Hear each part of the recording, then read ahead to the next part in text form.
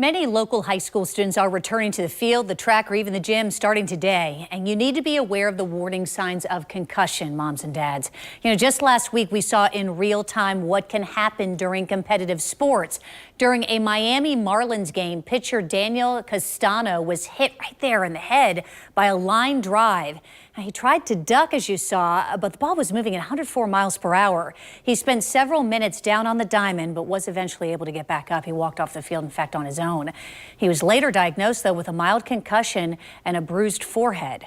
It upsets everybody in the game, including the hitter, right? So parents tend to assume that football players are the only athletes at risk of concussion, or baseball players, but that's just not true.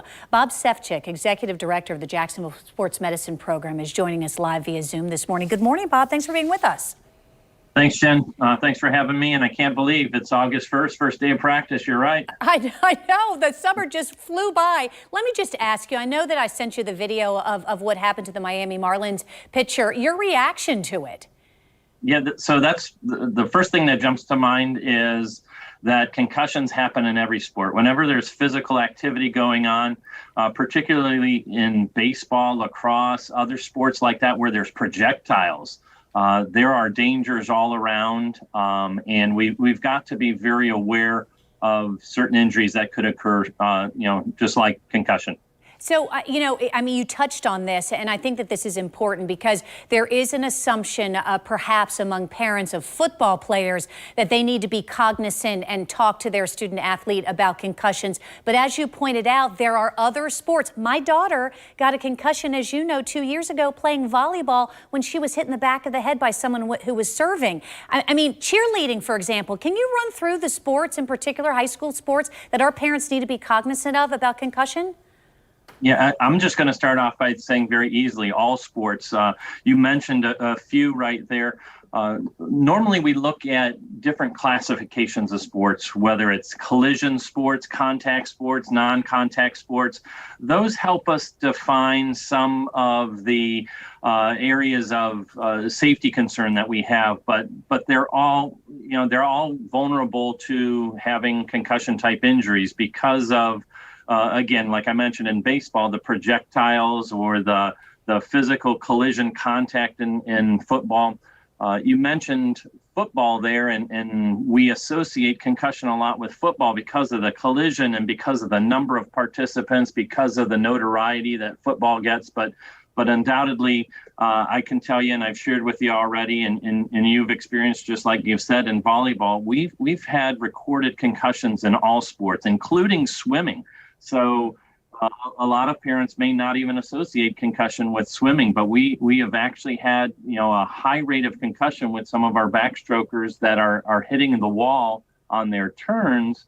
So we've got to be aware, we've got to be conscientious, and we've got to be really watching what's going on so we can recognize some of those warning signs, as you mentioned. Yeah, and asking our kids, too, when they come home, in particular, since we might not have been at that practice, what are the warning signs, Bob, of concussion, so our parents know what to ask?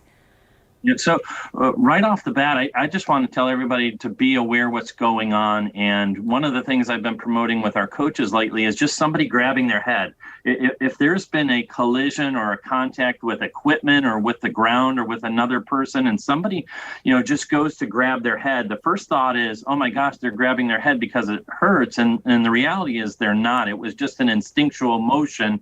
And what it's telling me is that somebody's hit their head so hard that instinctually they're feeling like they're spinning. So they grab their head to stabilize it. Sometimes that can happen very, very quickly, and the kid goes to shake it off next and goes on playing. But as adults that are supervising, as adults that are spectating, we've got to be aware that a potential injury situation has occurred, and we've got to jump in as adults and make the right choice and get that student athlete out of the game so we can medically evaluate them. And dizziness, obviously feeling in a fog. My daughter always said that she had light sensitivity. Those are some other warning signs. Bob, I just want to bring up, because we're running out of time, you and I worked together to bring our viewers the story of Peyton Sapp 5 years ago. So we have video of the game that this 15-year-old was playing. It was football. It was in Ocala. He's a quarterback. See, we've spot shadowed it for you. You see how he fell down. He hit his head hard on the ground. You know, he's never pulled from the game. He kept playing until it was a referee who finally decided that he needed to sit out. When I interviewed his mom, she couldn't understand why no one had pulled him from the game right away. He ended up having to quit playing football because he suffered from brain damage. Would you please explain what are the consequences if a student athlete keeps playing with a concussion? So this is one of the most scary situations, and this video is scary to watch because it shows our negligence as adults. Whether they're coaches or the spectators there, nobody's stepping in to protect this young man. Second impact syndrome is a phenomenon that occurs when a second brain injury has occurred before the first one has an opportunity to completely heal. So concussion is a brain injury. And if we allow our student athletes to continue to participate and subject themselves to additional injuries, including another head injury, we could have catastrophic consequence with that. So definitely one of the biggest things that I promote is that awareness. We've got to be conscientious of what's going on the field. We've got to recognize when a potential injury has occurred. We've got to remove that kid from play to protect them from any further injury that could occur, like second impact syndrome, that could be catastrophically devastating. Bob Sefcik with Jacksonville Sports Medicine Program joining us this morning. Thank you, Bob. We appreciate your time this morning. Thanks, Jen. And we also want to point out that that all Duval County high schools have certified athletic trainers who are on the sideline and helping to take care of the student athletes and recognizing signs of concussion. But at the end of the day, it's so important that parents are there. It's teamwork to protect our kids and our students who are playing on the field, in the gym, in swimming in the pool, or also on the track.